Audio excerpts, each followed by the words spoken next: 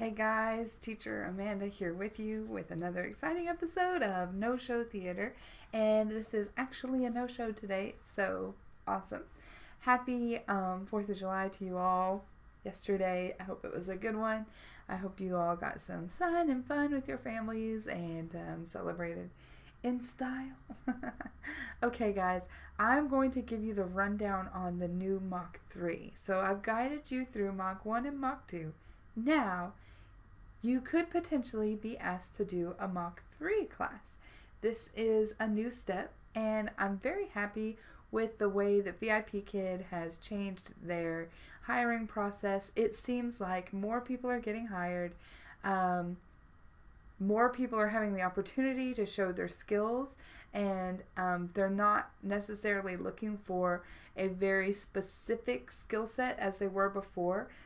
For example, it used to be, you're either able to teach everything or you can't teach anything.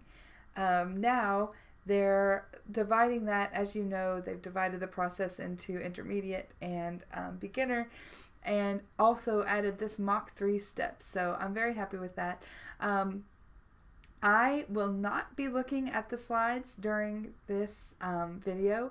What I'll actually do is kind of just give you a gentle rundown of what the Mach 3 will look like.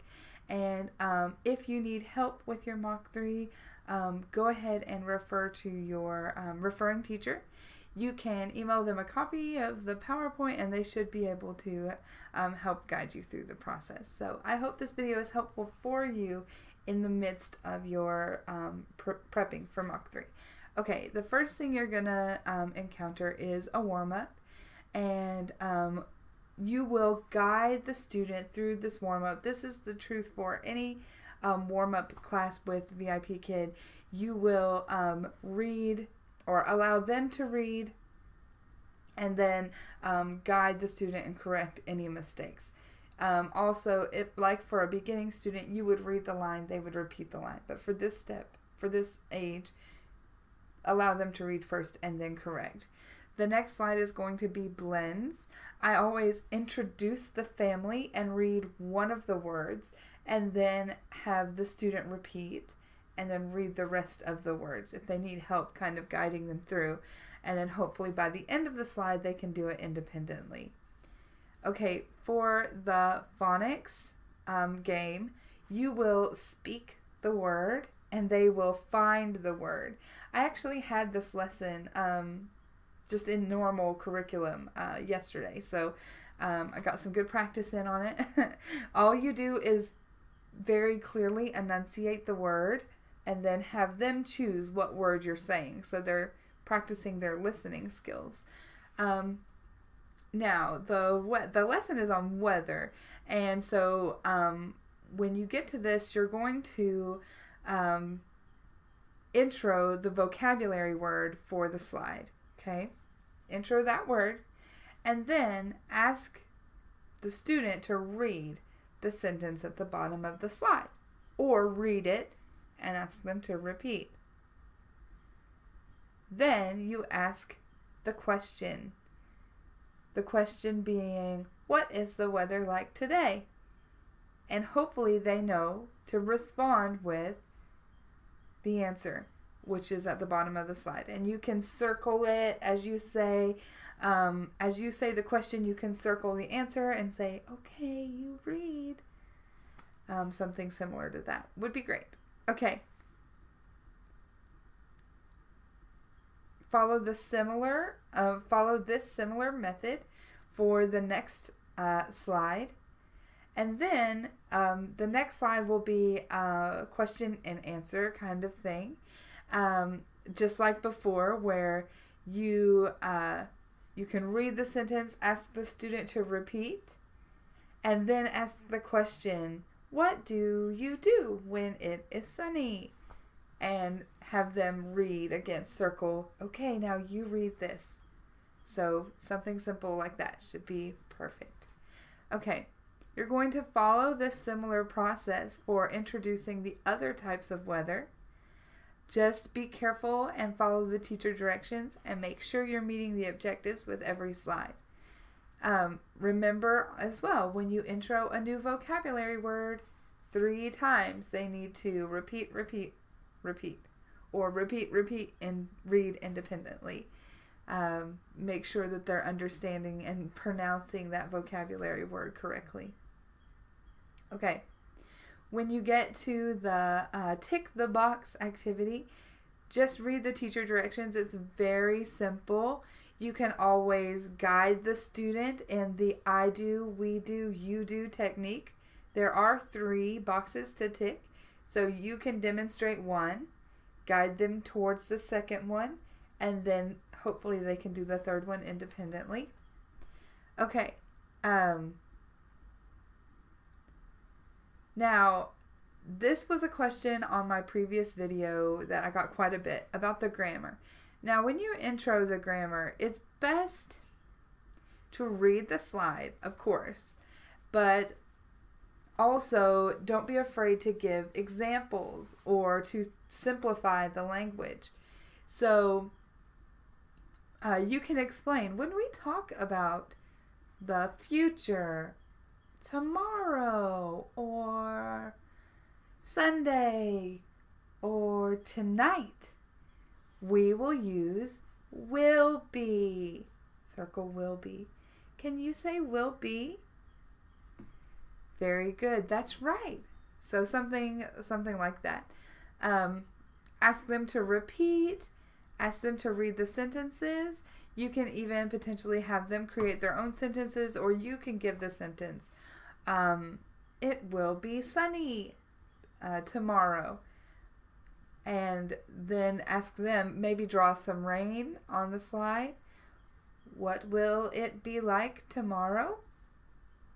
It will be rainy. And just guide them in that. Okay.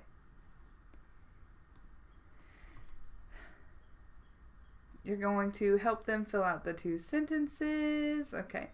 Now, there will be, just like the Mach 1, it's going to be divided. Okay. So when you get to the new section, you're going to greet the student like they're a new student. Okay. Intro the reward system, which I should have talked about in the beginning, but by now you all know the reward system and how that works, right? Now, as you know from my previous videos, I suggest you do the secondary reward system, something like this, and the star reward system. That's just my suggestion. Okay, so identify the words in red, clap out the syllables, and have the students repeat read the definition and sentences. So especially for a long word, you're going to make sure that they are breaking that down. Like I said, I'm not going to use the slides to explain this, so I'm not sure. I know that one of the words I think is 3 syllables, so make sure you're clapping out the correct syllables and that the student is pronouncing it correctly. Now, you can read the conversation bubbles with the student. I always say, I will be Mike and you will be Meg, or whatever, the characters are. And I'll draw a T and an S for teacher and student. So I'm trying to think, whatever the characters are, however it's laid out, you can read the speech bubbles and then clear the slide and switch roles so that you're sure that they kind of get the pronunciation and the idea. You can extend the conversation on the next slide, which, as I said, I'm not reading from the slides, but I'm reading from my notes. Extend the conversation on the next slide. What you're looking for is correct grammar, correct pronunciation, correct cadence, and a natural fluency. So this is a perfect opportunity to create conversation so that they're thinking in English. It's great idea to extend conversation as much as possible. For the reading slides, allow the student to read. You're going to check the red and underlined words for fluency. These high frequency words appear quite a bit on these older on these higher level slides. High frequency words basically mean that these are words that the student will encounter a lot in reading, and they should be familiar with these words. They should be pronouncing them correctly. They shouldn't be sounding them out. They should flow naturally in the reading. So make sure that if they are not flowing naturally, that you correct. Make sure that they remember this for later on. You're going to check the retelling of the story for proper sequence and comprehension, pronunciation, and grammar. So just making sure that they really understood what they read, but that they're still using the correct pronunciation and grammar as well. Okay. This is like the same grammar lesson, and it's the same grammar lesson in Mach 2, and it's the same grammar lesson in the first part of this lesson, and now we're here. Okay. So you are going to explain this in like manner. As an American student, things need to be explained more than once often. So you can explain the exact same way. When we talk about the future, like tomorrow or tonight, next week or next year, we will use will plus the verb. So I will go to China next year. Can you think of a sentence? Okay, so you're going to have the student complete the next slide will be completing the sentences. They can type their response into the chat box, which will be right beside you. You may have to demo one. You may have to do one together. You just kind of want to gauge the student, kind of introduce it first and see where their understanding is before you do that. Now, for the pronunciation table, basically, when I see these, and they're on the Mach 2 as well, you're just going to simply intro the rules, read an example, and then have the student read.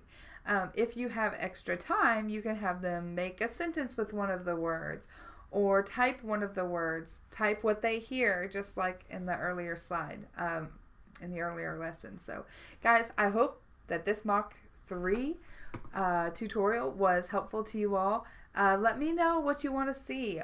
Leave your comments down in the chat box. I would be happy to help you answer any questions that you have regarding the Mach 3 class. Be sure to check out my other videos on Mach 1 and Mach 2 and the interview process. Guys, it's always a pleasure. I will see you in your own VIP Kid classroom. Thank you.